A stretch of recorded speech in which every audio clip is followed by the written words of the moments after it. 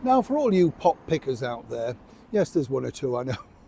Cast your mind back to the swinging 60s. Oh yes, when Lulu screamed shout, Cilla wanted to know if anybody, well, anyone who had a heart, of course, and Dionne Warwick said, well, you can walk on by.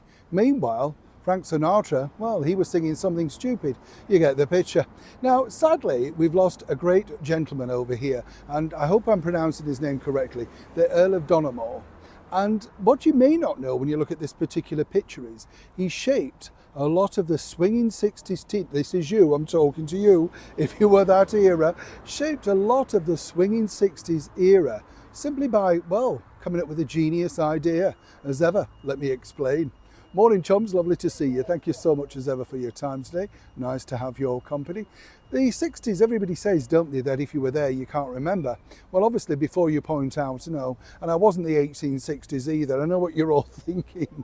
But I've interviewed many fabulous stars from that era, including, of course, the delicious Lulu, who found fame literally at 15 years old, Helen Shapiro, another one, you know, and lots of great stars. And they basically said it was a fabulous time to be alive because everybody in the 50s probably had gone through all the rationing and everything that had come out.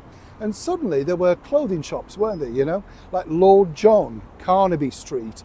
And that really was the epicenter if you were starting out, and you suddenly could buy your own clothes. We mentioned Twiggy recently on the show, who's still going strong, got a documentary and still looks terrific.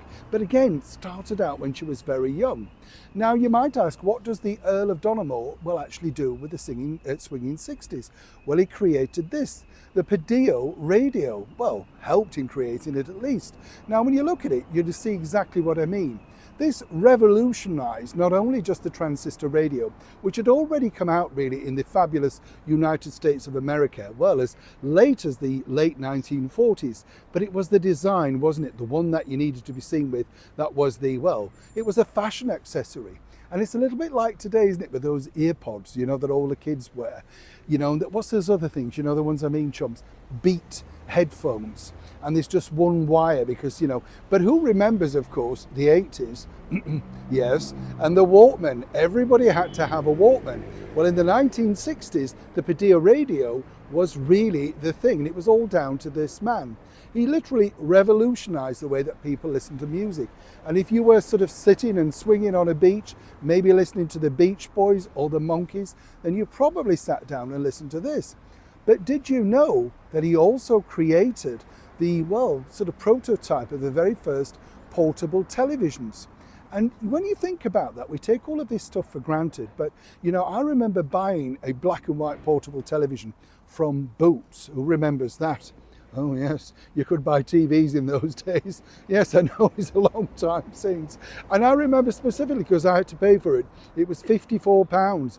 But, you know, if you got the colour one, it was £70 or £84. So I stuck with the black and white. And these were all inventions associated with this brilliant man. As I say, we've lost him at the age of, well, I think it's 94, 97. Not quite sure because, of course, people do fudge their ages around. And when you think about people and how they shaped your teenage years and you think, how effective was it for you?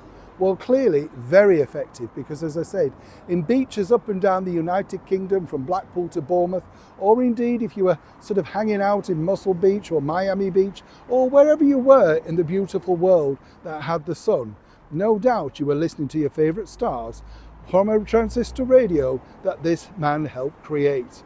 Now that really makes you think, doesn't it? And again, I often say this, I know, on the show, but we should be grateful for these genius minds because literally they revolutionised the way that we live and have those golden memories of those wonderful teenage years. Neil Sean in the very heart of Yorkshire.